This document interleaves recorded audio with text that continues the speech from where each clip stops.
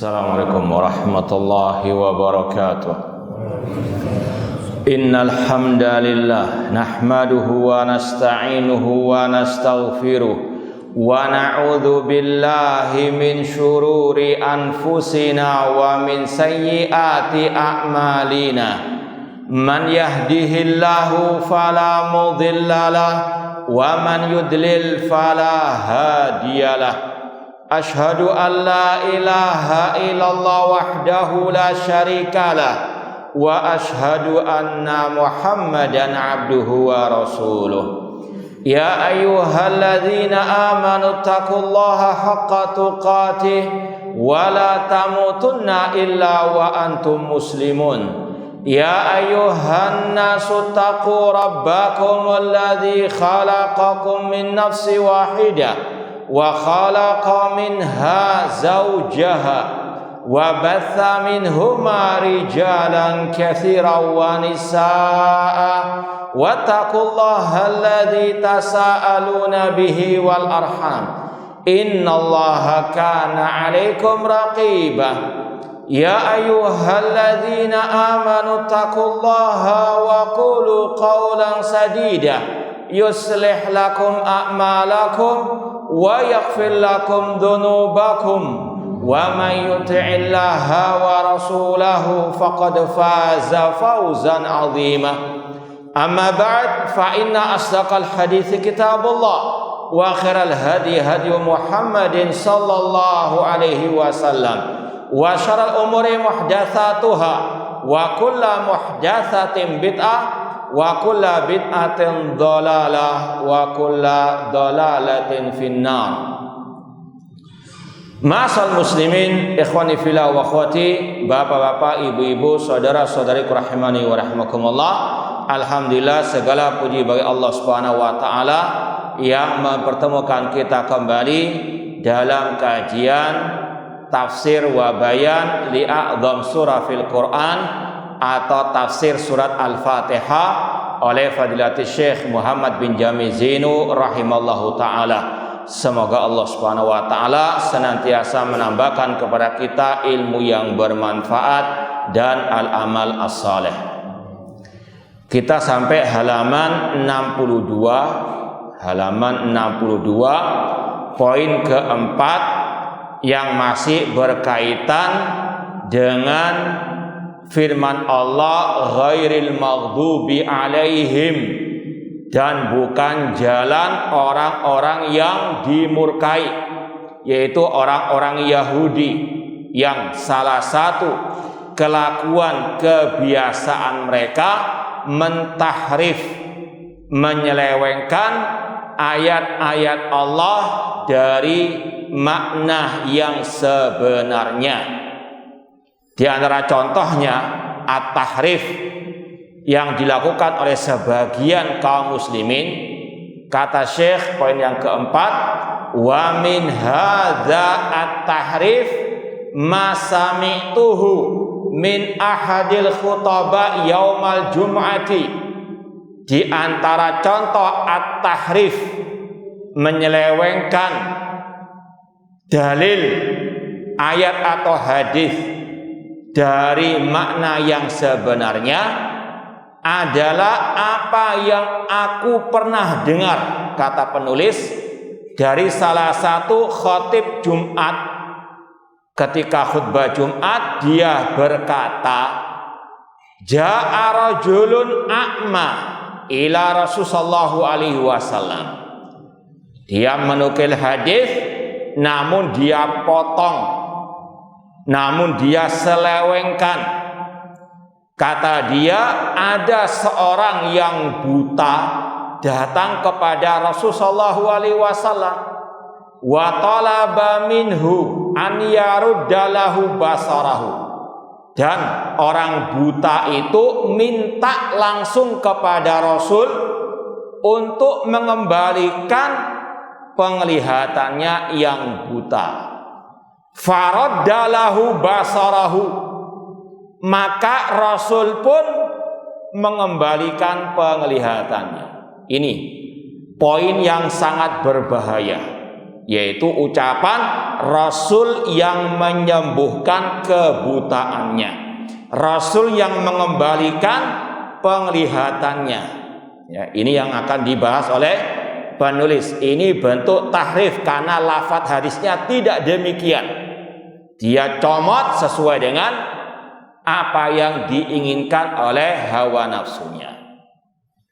Walama intaha lahiqtuhu, ketika sang khotib sudah selesai khutbah, selesai sholat Jumat, kata Syekh penulis, beliau mengikutinya dan berkata kepadanya, wa qultu lahu, kata sang penulis, hadzal ladzi dzakartahu nasal hadis.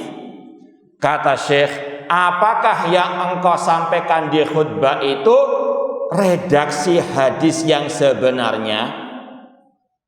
Maka sang khatib nanti akan menjawab, dia hanya mencomot sesuai dengan yang dia kehendaki. Padahal kata Syekh, inna nasal hadis yaqul, padahal redaksi hadisnya dalam Sunan Tirmidzi, Rasul SAW didatangi oleh seorang yang buta tadi.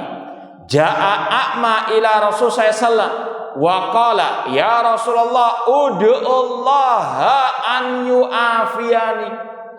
Ini antum sendiri bisa membedakan antara redaksi hadis dengan yang disampaikan oleh sang khotib tadi. Lafadz hadisnya, orang buta tersebut berkata kepada Rasul, ya Rasulullah, berdoalah kepada Allah agar Allah menyembuhkanku. Sangat beda dengan ucapan sang penulis, ya Rasulullah, kembalikan penglihatanku. Naudzubillahi min dzalik, seolah-olah apa? Allah yang menyembuhkan. Padahal Rasul sendiri ketika mengajari kita doa ketika ada orang sakit, Allahumma rabban nas adhibil basa washfi. Ya Allah, Rabbnya manusia, hilangkanlah penyakit ini, washfi, dan sembuhkanlah. Rasul memohon kepada Allah, mengajarkan kita minta kesembuhan kepada Allah. Kok dipotong hadisnya, kok diotak-atik hadis Rasul SAW, seolah-olah sekali lagi Rasul yang bisa menyembuhkan. Naudzubillahi min dzalik. Ini bedanya antara tauhid dan syirik. Kalau lafadz hadisnya mengajari tauhid, minta kepada Allah, namun yang diselewengkan minta langsung kepada Rasul kesembuhan. Hadis menyuruh ke tauhid, orangnya membawa hadis namun dia selewengkan yang tujuannya kepada berlebih-lebihan terhadap Rasul sampai mensejajarkan Rasul dengan Allah Subhanahu wa ta'ala. Kata Rasul SAW, in syi'ta sabarta. Ketika orang itu memohon kepada Rasul, ini Rasul masih hidup ya.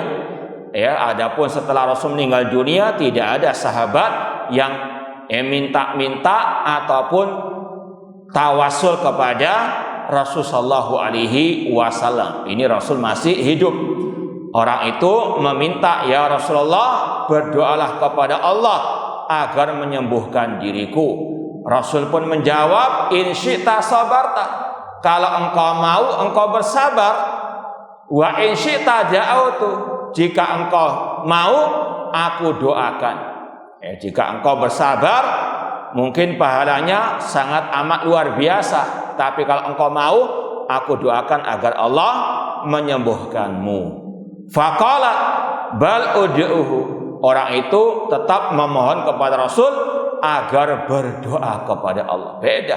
Ud'uhu. Tapi kalau tadi yang versi sang khatib, minta dikembalikan langsung oleh Rasulullah SAW penglihatannya. Sedangkan orang ini dalam hadisnya minta tolong didoakan. Fa'amarahu an yatawaddo'a wa yusalli rak'atain wa yad'u. Bahkan Rasul selain mendoakan orang itu kepada Allah, Rasul pun juga mengatakan, memerintahkan kepada orang tersebut untuk dia berwudu, untuk salat 2 rakaat dan berdoa juga kepada Allah. Intinya apa? Bukan Rasul yang mengembalikan penglihatannya, menyembuhkannya. Ini tawasul dengan doa orang yang saleh yang masih hidup, yaitu Rasul yang ada di hadapannya, dan sekaligus orang itu diajari tawasul dengan amal salehnya, yaitu sholat 2 rakaat tadi. Ini sangat jauh berbeda antara redaksi hadisnya dengan yang dibawakan oleh Al-Khatib. Ya. Sudah kita sampaikan, memotong hadis kalau memang tepat memotongnya, ya, misalnya sudah kita sampaikan, kita berdalil dengan surat misalnya Al-Baqarah tentang ciri orang yang bertakwa yang pertama kali disebutkan dalam Al-Quran, beriman kepada yang gaib. Kita bacakan ayatnya langsung, yu'minuna bil ghaib. Kita potong, nggak ada masalah. Karena apa? Memang sesuai dengan apa? Ya, inti pembahasan, tidak harus disebutkan seluruhnya. Tapi kalau memotong namun merubah maknanya, ini sudah jelas tidak benar, tidak bisa diterima sama sekali. Maka sang khatib berbicara, menjawab, alladzi uriduhu minal hadis akhatuhu. Yang aku inginkan dari hadis itu aku comotnya begitu saja.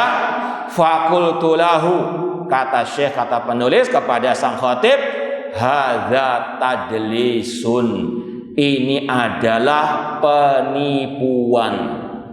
Karena jelas berbeda antara hadis yang Rasul katakan dengan yang dia tadi ringkas, yang dia otak-atik. Li'annau awhaman nasa anna Rasulah sallallahu alaihi wasallam huwallazi raddalahu basarah. Karena dalam khutbahnya dia ingin untuk mendoktrin jamaah bahwasanya Rasulullah yang mengembalikan penglihatan orang buta tersebut. Ini jelas batil. Bainamal hadis yanusu anna Rasulullah sallallahu alaihi wasallam da'alahu hinama talaba minhul a'ma ad-du'a. Sedangkan redaksi hadisnya menjelaskan bahwasanya Rasul berdoa kepada Allah untuk orang tersebut. Berdoa kepada Allah. Rasul tidak bisa mendatangkan manfaat dan madarat dengan sendirinya. Wahya mu'jizatun li Rasul sallallahu. Di antara mukjizat Rasul, doa beliau mustajab. Beliau tetap meminta kepada Allah, berdoa kepada Allah, bukan Rasul yang menyembuhkan. Faradallahu lahu basarah, Allah yang mengembalikan penglihatan orang tersebut. Wa Rasul sallallahu la yamliku raddal basar wala ghairahu. Rasul tidak sanggup, tidak bisa untuk mengembalikan penglihatan orang yang buta atau menyembuhkan penyakit. Seperti yang Allah firmankan dalam surat Al-A'raf. Allah berfirman, "Qul la amliku li nafsi naf'an wala dharra illa ma sya'allah." Katakan wahai Nabi Muhammad, aku yaitu Nabi Muhammad, la amliku, tidak memiliki bagi diriku sendiri kemanfaatan dan kemadaratan kecuali dengan kehendak dari Allah Subhanahu wa taala. Rasul pernah sakit. Rasul memohon kepada Allah, bukan Rasul yang menyembuhkan diri beliau. Rasul ketika perang Uhud terluka, enggak ada Rasul kebal, enggak ada. Ini menunjukkan Rasul itu manusia. Kul innama ana basyarun mislukum. Katakanlah aku adalah manusia sebagaimana kalian.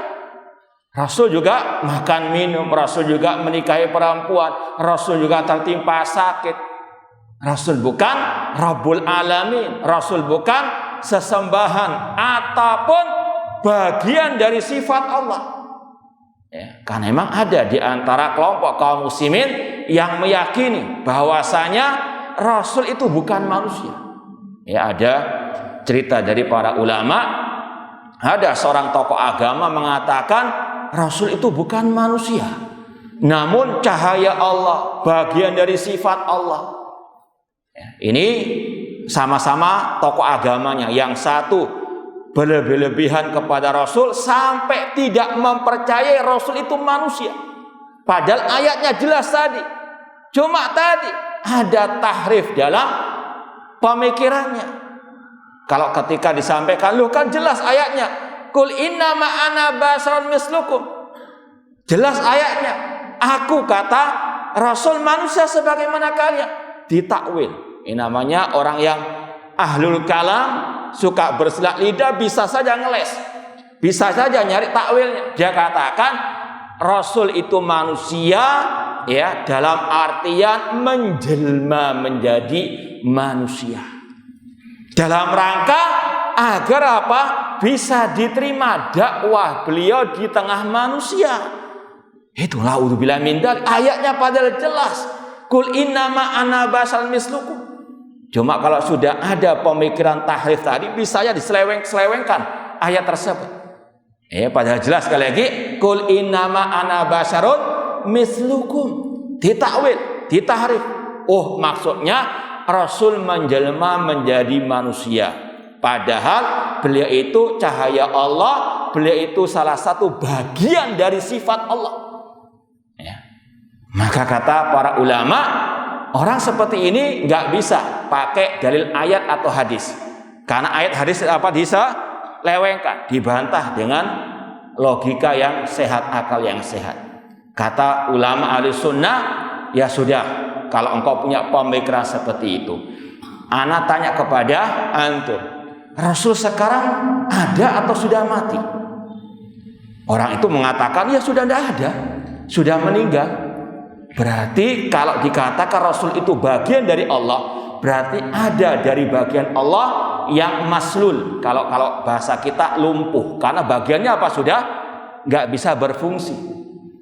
Maka sang tokoh agama yang berlebih-lebihan terhadap Rasul tadi sampai mengingkari Rasul sebagai manusia, mengatakan hayyarani hadas soal. Pertanyaan ini membingungkan diriku. Jelas sudah nggak sesuai dengan dalil akal walal nakal.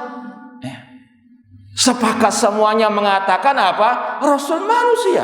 Kok ada yang masih apa? Tidak meyakini Rasul sebagai manusia? Itu banyak sebetulnya. Makanya harus seorang muslim tahu akidah yang sahihah berdasarkan Al-Quran dan Sunnah Rasulullah sallallahu alaihi wasallam. Demikian pula ada sekarang ini ajaran Rasul itu nabi yang pertama, bukan Nabi Adam yang diutus. Banyak yang aneh-aneh. Naudzubillahi min dzalik.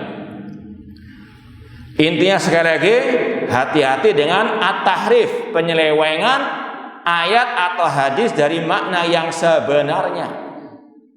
Hada tahrif alladzi dzakara Ibnu Qayyim fi Tabrin Nusus wa hadzal batal li awalil ahadits alladzi ghayyara al-makna huwa min amali ahli kitab. Tahrif yang disebutkan oleh Imam Ibnu Qayyim rahimahullah, yaitu istiwa ditahrif dengan istilah Allah tinggi di atas aras. Istawa artinya ala wartafa menurut ulama salaf seperti Mujahid dan Abul Aliyah, tapi diselewengkan maknanya dengan istilah menguasai arsy. Ini salah satu bentuk tahrif yang sekali lagi mengikuti jejak orang Yahudi. Demikian pula yang sudah disampaikan dari surat Al-Qalam, yauma yukshafu an saq, diselewengkan kata-kata saq dari makna betis yang merupakan sifat Allah dengan hari yang sangat dahsyat. Demikian pula tahrif yang dilakukan oleh orang tersebut atau bahkan memotong hadis dan juga mengotak-atik hadis sampai merubah maknanya. Ini yang tercela, meringkas, mengotak-atik nas sehingga merubah makna yang sebenarnya. Dan itu kata beliau termasuk amali ahlil kitab, kelakuannya ahlul kitab yang kata Allah yuharrifunal kalima an mawadhi'i, mereka suka mengotak-atik, mentahrif, mentakwil kalamullah dari makna yang sebenarnya. Waqad akhbara Rasul sallallahu bi anna ummatahu sayaqauna fih. Dan sudah Rasul peringatkan ada sebagian umat beliau yang mengikuti jejak ahlul kitab. Dalam sabda beliau muhadziran, Rasul memberikan peringatan, warning agar kita jangan mengikuti kelakuan ahlul kitab seperti tahrif tadi. Rasul bersabda, la tattabi'unna sanana man kana qablakum shibran bi shibrin wa dhira'an bi dhira'in hatta law salaku juhra dhabbin la salaktumuh. Sungguh-sungguh kata Rasul, ini dipakai adawatut takkid, sungguh-sungguh kata Rasul, kalian akan mengikuti jejak orang sebelum kalian, sejengkal demi sejengkal, sehasta demi sehasta, sampai seandainya mereka masuk ke lubang dot kadal gurun, kalian juga akan mengikutinya. Kalau para sahabat bertanya, al yahudu wan nasara, apakah orang-orang sebelum kita yang diikuti oleh sebagian kaum muslimin adalah orang Yahudi dan Nasara? Rasul menjawab, faman, siapa lagi kalau bukan mereka. Dalam banyak hal, dalam masalah akidah, masalah ibadah, masalah akhlak dan sebagainya. Seperti tadi dikatakan Rasul bukan manusia, bagian dari sifat Allah. Apa bedanya dengan akidah orang Nasara yang mengatakan Isa adalah anak Allah, sifatnya Allah? Naudzubillahi min dzalik. Maka kalau kita sudah paham ayat ini, ihdinas siratal mustaqim siratal ladzina an'amta 'alaihim ghairil maghdubi 'alaihim, maka wajib untuk kita menjauh dari menyerupai ahli kitab, baik sekali lagi dalam masalah akidah, ibadah, akhlak dan seterusnya. Wallahu taala alam. Kita lanjut bab berikutnya, ya sekedar info saja ini karena saya rasa mungkin 1-2 pertemuan lagi akan kita selesaikan ya kuteb ini, meskipun tidak sampai akhir kitab atau kuteb ya, karena bab setelah ini ya, setelah masalah amin, kemudian ringkasan dari kesimpulan tafsir surat Al-Fatihah. Artinya sudah selesai tafsir surat Al-Fatihah. Insyaallah ya, karena untuk antum persiapan buku lanjutannya, insyaallah kita akan kaji tafsir juz ammah dari tafsir Syekh Abdurrahman As-Sa'di. Tafsir Kalimur Rahman fi tafsir Kalamil Mannan oleh Syekh Abdurrahman As-Sa'di, kita ambil juz ammahnya saja dulu. Ini buat antum mungkin untuk persiapan, mungkin entah fotokopi bahasa Arabnya atau mungkin terjemahannya. Insyaallah sudah ada terjemahannya juga. Nah, wallahu taala, semoga Allah mudahkan. Ya, kita lanjut bab berikutnya, makna amin. Kata Syekh ini sekali lagi masih ringkasan tafsir Ibnu Katsir. Jadi pembahasan makna amin ini juga masih diambil dari tafsir Ibnu Katsir rahimahullah.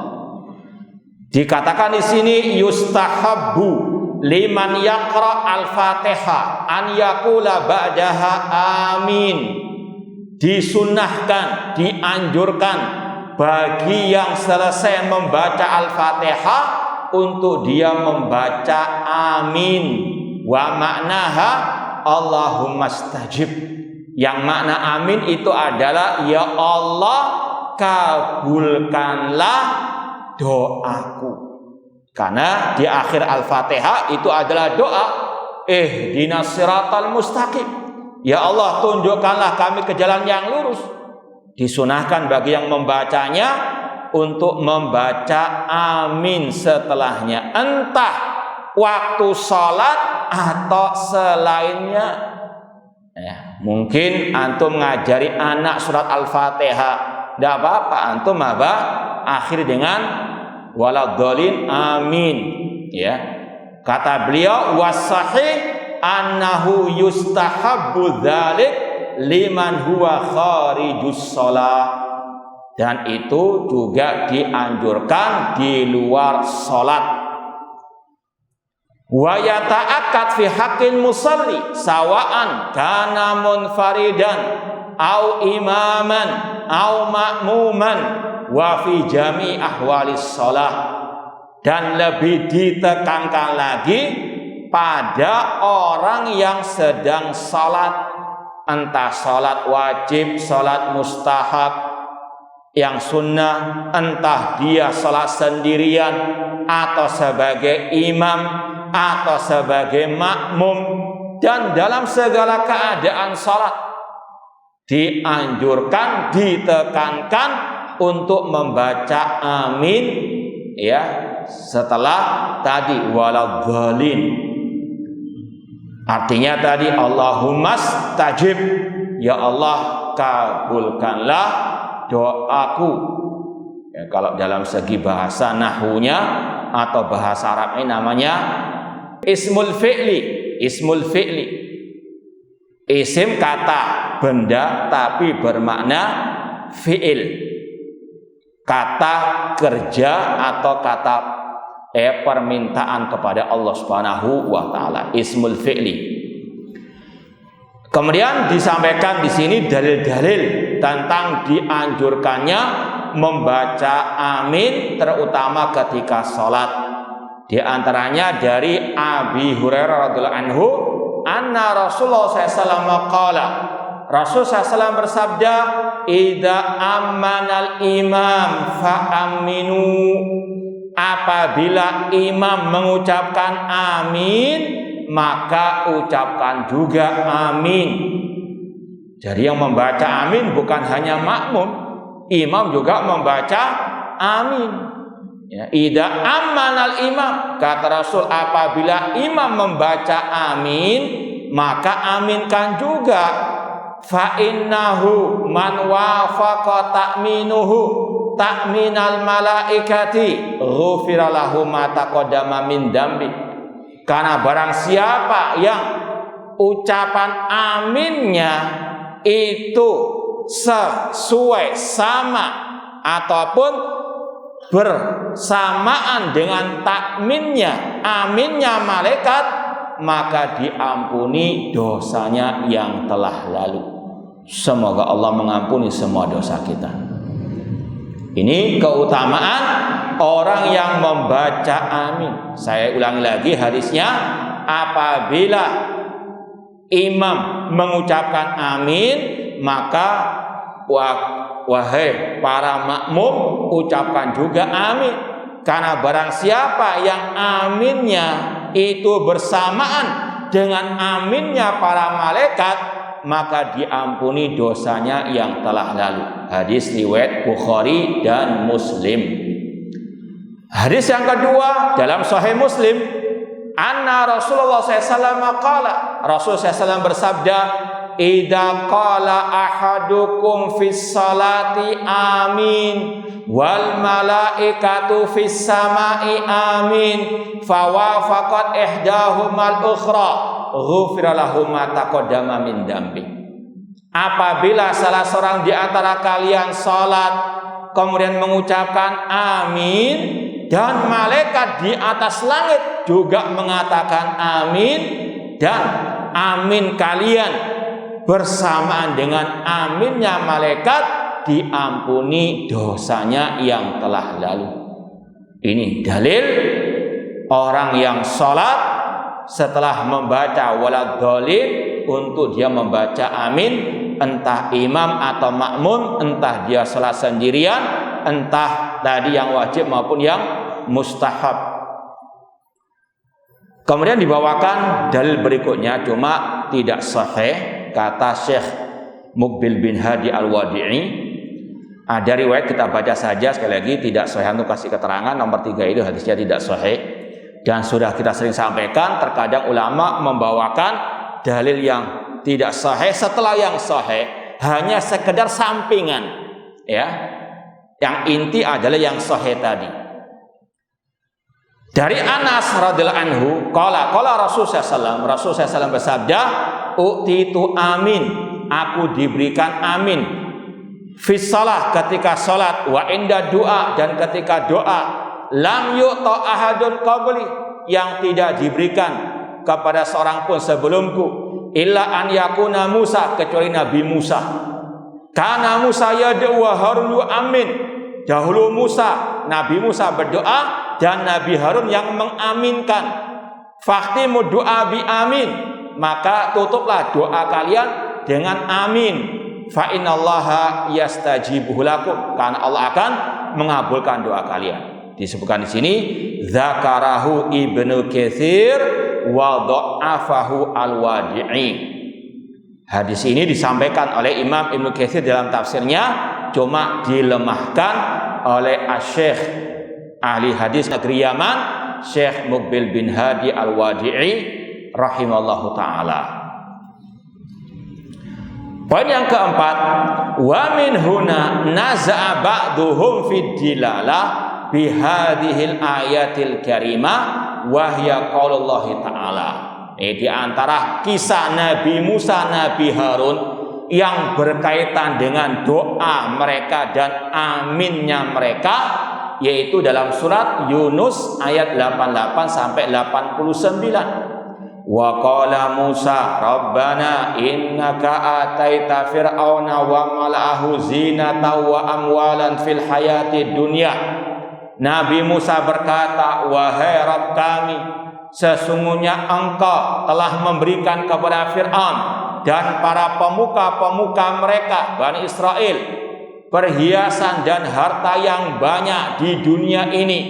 Rabbana liyudillu an sabilik, wahai Rabb kami, mereka menyesatkan manusia dari jalan-Mu.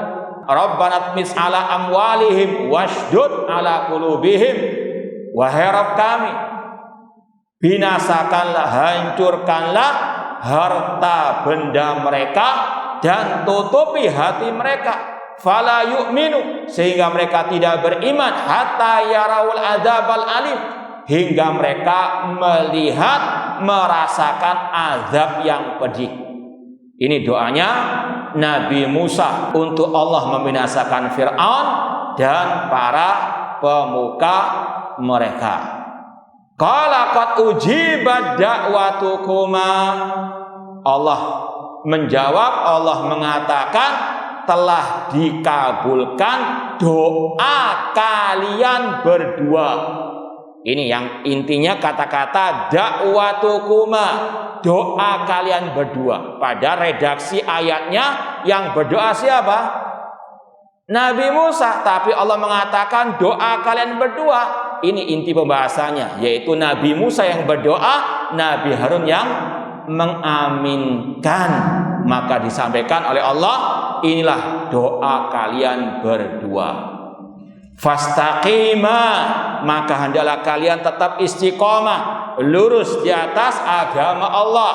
Wala tattabi'ani sabilal ladzina la ya'lamun, dan jangan mengikuti jalannya orang-orang yang tidak paham ilmu. Fadzakara du'a an Musa wahdahu wa min siyaqil kalam ma yadullu ala anna Harun ammana. Allah menyebutkan Nabi Musa saja yang berdoa tadi. Qala Musa, wahai Nabi Musa yang berkata wa qala Musa. Tapi disebutkan dalam konteks ayatnya dakwatukuma tadi bahwasanya Nabi Harun mengaminkan doanya Nabi Musa, maka seolah-olah mereka berdua berdoa. Padahal yang berdoa Nabi Musa, Nabi Harun yang mengaminkan, namun dianggap dua-duanya juga berdoa. Sebagaimana firman Allah tadi, qad ujibat da'watukuma, doa kalian telah dikabulkan. Fadalla dzalik ala anna man ammana ala du'ain fa ka'annama qalahu.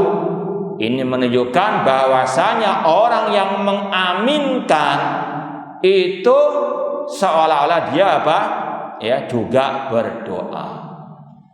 Makanya kata Syekh Utsaimin dan juga para ulama yang lain, bagi khotib misalnya, bagi khotib atau mungkin yang ceramah misalnya, ketika berdoa pakai bahasa Arab, jangan pakai dhamir mutakallim.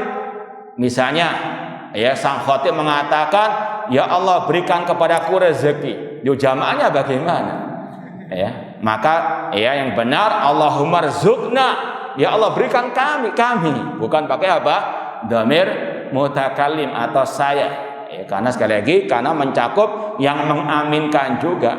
Ya, termasuk apa? Egois. Kalau khatib pakai kal ya Allah, misalnya Allahumma shfini, Allahumma yassir amri, Allahumma urzuqni, untuk dia saja yang ngaminkan, kasihan. Ya, maka pakai doa yang sesuai dengan kondisi. Fadalla dzalik ala anna man amana ala doa fa ka'annama qalahu. Falihada qol, oleh karena itulah dikatakan innal ma'mum la yaqra li anna ta'minahu ala qiraatil Fatihah bimanzilati qiraatiha. Oleh karena itulah ada kesimpulan hukum dalam masalah sholat bahwasanya makmum itu tidak membaca, tidak dianjurkan, tidak disyariatkan membaca Al-Fatihah ketika imam membaca dengan jahar. Ya, ini memang ada khilaf ijtihad antara para ulama, cuma yang rajih imam yang membaca dengan jahar kemudian imam membaca amin, maka cukup makmum hanya membaca apa? Amin saja, tidak perlu membaca surat Al-Fatihah, karena dikatakan qiraahnya imam itu sama dengan qiraahnya al-makmum. Ketika imam membaca ihdinas siratal mustaqim, cukup makmum membaca apa? Amin. Fadalla hadzal manza'u aidan ala annal ma'mum la qira alaihi fil jahriyah. Maka dari sini kata Imam Ibnu Katsir, makmum tidak perlu membaca Al-Fatihah ketika sholat jahriyah, ketika imam membaca dengan jahar. Ini maka ada poin di terakhir atau sebelum terakhir itu pembahasan ini, makanya kita lompati. Ya, intinya sudah kita bahas di sini bahwasanya makmum ketika imam membaca dengan jahar tidak selayaknya membaca apa? Al-Fatihah, entah setelah imam selesai atau barengan dengan apa? Al-imam, berdasarkan firman Allah. Qultu, kata penulis di sini, wa hadha wal haq, inilah yang benar, al muwafiq lima ja'a fil Quran, yang sesuai dengan ayat Al-Quran, wa idza quri'al Qur'anu fastami'u lahu wa ansitu la'allakum turhamun. Apabila dibacakan Al-Quran kepada kalian, maka istami'u, dengarkan dengan seksama, wa ansitu, diam, ya, la'allakum turhamun, agar kalian diberikan rahmat oleh Allah Subhanahu wa taala. Bahkan dalam riwayat pernah Rasul mengimami dengan jahar, kemudian di belakang beliau ada yang membaca. Rasul tegur karena Rasul apa? Terganggu dengan bacaan makmum tersebut. Maka cukup makmum ketika imam membaca dengan jahar mendengarkan dengan seksama saja, tidak perlu mengulangi bacaan Al-Fatihah ataupun surat. Kata Syekh, fal istima' wal insat amrun minallahi ta'ala hatta nurham. Ini perintah dari Allah. Jika dibacakan Al-Quran, istami'u, dengarkanlah, wal insat, diamlah, agar kita mendapatkan rahmat dari Allah. Fa'idha istama'na wa ansatna tafarraghal qalbu lil fahm.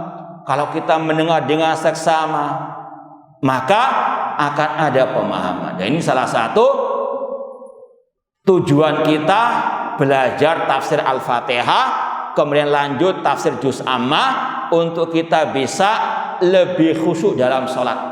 Ya, karena sebagian besar imam membaca surat-surat pendek dari surat apa? Dari Juz Ammah. Ya, kalau kita paham, insya Allah itu lebih baik, ya, untuk menambah kekhusyuan salat kita. Kita pahami surat-surat pendek tersebut biidznillah taala.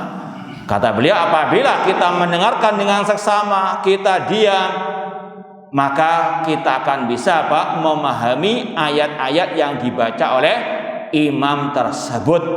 Wa idza fahimna muradahu ta'ala ahmilna bimuqtadah. Dan kalau sudah kita pahami isinya, kita amalkan konsekuensinya.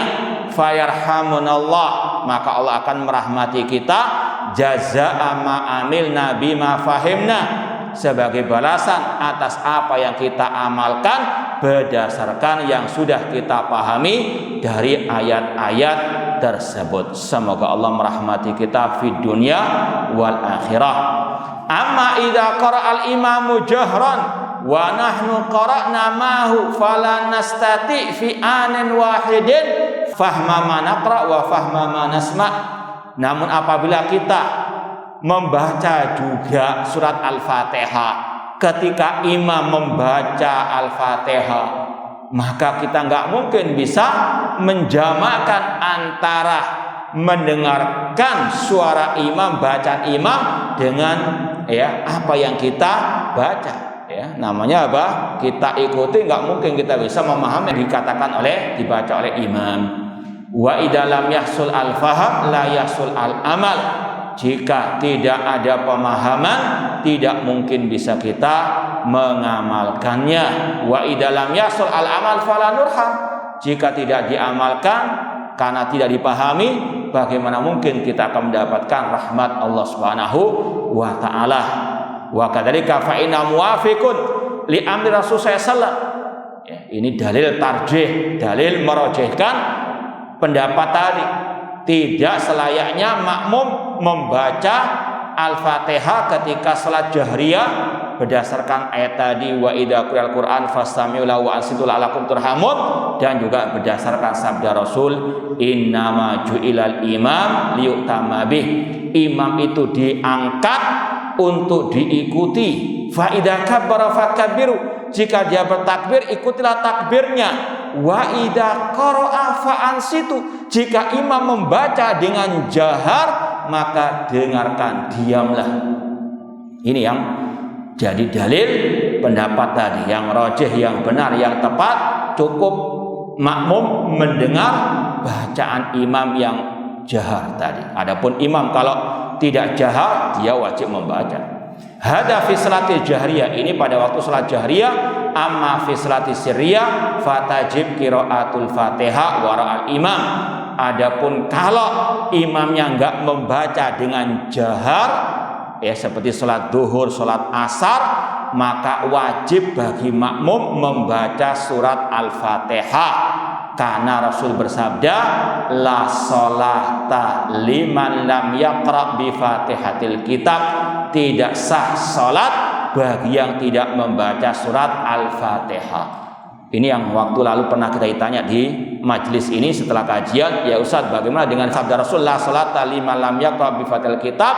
Maka sudah kita jawab bahwasanya ini bagi makmum yang salat sirriyah, imamnya enggak membaca dengan jahar, atau dia salat sendirian, wajib membaca Al-Fatihah. Namun ketika salat jahriyah bersama imam, cukup dia mendengar, memahami apa yang dibaca oleh imam, kecuali tadi kalau dia sudah membaca amin, kita membaca amin. Wallahu ta'ala a'lam. Sekali lagi insyaallah selesai kajian kutub ini, kita lanjutkan dengan tafsir juz amma. Insyaallah mungkin tinggal satu pertemuan saja, insyaallah kita selesaikan kutub ini, dan insyaallah akan dilanjutkan dengan tafsir juz amma dari kitab tafsir Syekh Abdurrahman As-Sa'di. Wallahu taala alam. Kurang lebihnya mohon maaf. Wa jazakumullahu khairan wa barakallahu fikum. Aqulu qouli hada wa akhiru da'wana anil hamdulillahi rabbil alamin. Wassalamualaikum warahmatullahi wabarakatuh.